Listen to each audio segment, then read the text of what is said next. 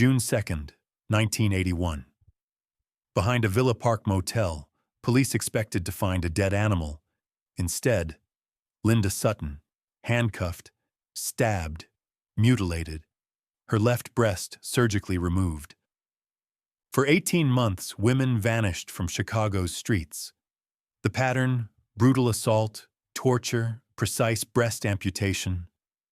By November 1982, at least 18 women had disappeared. This wasn't one killer. 4 men operated as a cult, led by a married father who kept a satanic altar in his attic with severed body parts in boxes. Former Sheriff Warren Wilcox said their leader made Charles Manson look like a Boy Scout. The Chicago Ripper Crew. 4 men, 18 victims. Ritualistic murders so disturbing veteran detectives struggled to process them. This is how a satanic cult terrorized Chicago, and how one survivor brought them down. Robin Gecht, 28-year-old electrical contractor, seemed normal to neighbors, but he harbored dark obsessions. In the late 1970s, Gecht worked for PDM Contractors, owned by serial killer John Wayne Gacy. No evidence links Gecht to Gacy's crimes, but the connection chills. Gecht had also been accused of molesting his sister. By 1981, Gecht assembled followers: Edward Spreitzer, 19, and brothers Andrew, 18, and Thomas Kokoraleis, 21. He spoke about satanic rituals and his obsession with breasts. In his Elmwood Park attic, Gecht constructed a satanic chapel, altar with inverted cross, the Satanic Bible, boxes for trophies. A 1975 red Dodge van with blue and white feathers on the rearview mirror and wooden partition became their mobile torture chamber. They prowled Chicago late at night hunting vulnerable women. Gecht would approach, offer money, gain trust. Once victims entered, nightmare began. Inside, beatings, drugs, gang rape, then the signature. While victims were alive, wire garrote amputated the left breast. Precision suggested practice. Victims killed by stabbing, strangulation, or axe. The ritual: severed breasts taken to Gecht's chapel. Gecht masturbated into the flesh, divided it. As he read the Satanic Bible, all 4 consumed pieces as satanic communion. Remaining tissue stored in boxes. Ritualized violence as worship. Linda Sutton, 28, sex worker and mother, disappeared May 23, 1981. 10 days later, decomposed body behind Rip Van Winkle Motel. Handcuffs, missing breast, gang rape evidence. Case went cold. Nearly a year passed. May 15, 1982. Lorraine Borowski, 21, real estate secretary, walked to work in heels. Within steps of her office, a van slowed. Strong hands grabbed her, keys and shoes scattered. They raped and tortured her with axes and ice picks. Body found October 10th, 5 months later. Decomposition destroyed evidence. Brutality remained clear. Lorraine differed. Not a sex worker, attacked in daylight. The crew was escalating. 2 weeks later, Shui Mak, 30, Chinese immigrant, walked home after arguing with her brother. Never arrived. Body found 4 months later. June 13th. Angel York, sex worker, survived. They slashed her breast, threw her from the van, alive. She gave descriptions, but without evidence, case stalled. Sandra Delaware, 18, found strangled August 29th. Rose Beck Davis, 30, discovered in alley September 8th, injuries nearly identical. Chicago was terrified. Police had no leads. October 6th, 1982, the crew's only male murder. Gecht shot 2 men at a phone booth, killed Rafael Tirado, wounded Alberto Rosario. Side crime, disconnected. Same day. Gecht approached Beverly Washington, 18-year-old sex worker, in his van. Offered more money. Inside, forced pills, raped her unconscious, amputated her left breast, dumped her near tracks. Beverly survived. Woke in agony, drugged and bleeding. At the hospital, despite trauma, spoke to investigators. Detailed descriptions. Gecht's appearance, van interior with partition and feathers, behavioral details. Finally, a surviving witness who could identify attacker and vehicle. October 20th, 1982. Police spotted the red van. Detective Flynn stopped it. Driver Edward Spreitzer led police to Gecht. Gecht arrested but posted bond. Investigation revealed 1981, Gecht and 3 associates rented adjoining rooms at Rip Van Winkle Motel, where Sutton's body was found. Manager remembered cult-like behavior. Re-arrested November 5th. Spreitzer arrested same day. Andrew Kokoraleis, November 7th. Interrogated separately, both confessed. Murders back to 1981, up to 17 killings. Thomas Kokoraleis, arrested November 12th, gave disturbing details. Attic Satanic Chapel. Wire garrotes amputating breasts while victims alive.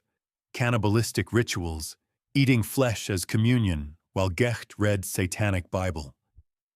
Gecht masturbating into breasts, storing in boxes. Police searched Gecht's home.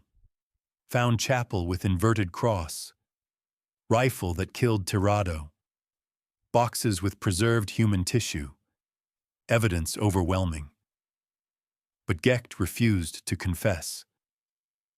Spreitzer and Kokoraleis brothers testified against Gecht, describing him as leader with supernatural power. Defense: followers mentally deficient. Prosecution: willing participants. Edward Spreitzer pleaded guilty 1984 to 4 murders. Mak, Davis, Delaware, Tirado. Death sentence later commuted to life without parole. Currently Pontiac Correctional Center. Andrew Kokoraleis. Convicted murdering Borowski and Davis. Sentenced death. Executed March 17, 1999, age 35. Final words: the kingdom of God is at hand. Satanic cult member invoking God before lethal injection. Thomas Kokoraleis. Pleaded guilty Borowski murder, 70 years. After 35 years, released March 29, 2019, outrage. The man who ate human flesh walked free at 58. Currently Illinois under parole. Robin Gecht? Despite confessions, Washington's testimony, Satanic Chapel, prosecutors couldn't charge murder. Physical evidence insufficient. Convicted attempted murder, kidnapping, assault, rape of Washington. March 2, 1983, Judge Mon sentenced 120 years. Before sentencing, only a devil would do these things. An animal would not do these things. A monster would. Gecht maintained innocence. Currently Danville Correctional Center. Parole, October 10, 2042, age 88. The mastermind who orchestrated ritualistic murders of at least 18 women was never convicted of a single murder. Of approximately 18 suspected victims, only 6 identified. Sutton, Borowski, Mak, Delaware, Davis, Washington, survivor. Others disappeared, bodies never found or identified. One cocktail waitress victim from February 1982, car found, body discovered, identity never publicized. Unidentified Hispanic woman with engagement ring found with assault evidence, name unknown. Carol Pappas, wife of Chicago Cubs pitcher, vanished September 11, 1982, middle of Ripper Crew's active period.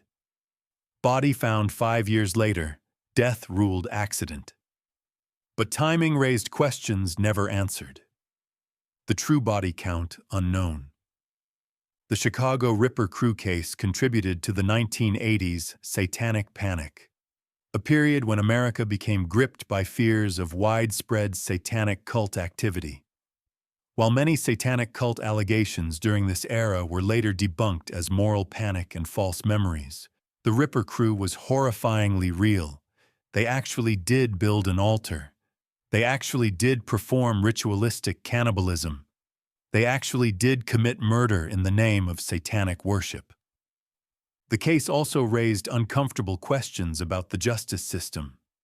How could the ringleader escape murder charges? How could Thomas Kokoraleis, who confessed to participating in torture and cannibalism, be released after just 35 years? What protections exist for communities when monsters walk free? For the families of victims, these questions have no satisfying answers. Lorraine Borowski's childhood friend, Liz Suriano, told reporters in 2019 that Thomas Kokoraleis' release felt like a betrayal. The families of unidentified victims continue searching for answers about daughters, sisters, and friends who vanished during those 18 months of terror.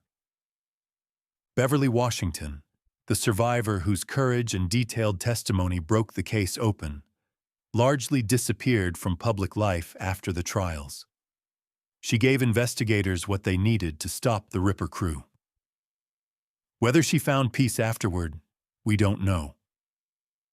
Today, the story of the Chicago Ripper crew stands as a reminder that real evil exists. Not the cartoon evil of movies, but human evil, planned and executed by ordinary-looking men who hid monstrous impulses behind normal facades. Robin Gecht went home to his wife and children after committing acts of unspeakable brutality. Edward Spreitzer attended family dinners. The Kokoraleis brothers held jobs, had friends, lived seemingly regular lives, until they didn't. Until they crossed a line from fantasy to action, from thought to deed. And 18 women paid with their lives for the violent delusions of 4 men who believed violence could be worship and murder could be communion. The red van is gone now, destroyed as evidence. The satanic chapel was dismantled. The boxes of trophies were processed as evidence and disposed of. But the horror remains, in court transcripts, in police files, in the memories of survivors and families who will never forget. Some nights in Chicago, when women walk alone and see a van slow down, perhaps they remember. Perhaps they walk faster. Perhaps they think about Linda Sutton, Lorraine Borowski, Shui Mak, and the others. Women who were simply in the wrong place when 4 men decided that human life was less important than their twisted rituals. The Chicago Ripper crew is mostly in prison now. One is dead, one is free. But their crimes echo still, a dark chapter in Chicago's history that reminds us, evil doesn't always announce itself. Sometimes it drives a red van. Sometimes it offers a ride. Sometimes it looks like your neighbor, your co-worker, your employer. And sometimes it builds an altar in the attic and waits for victims to bring home.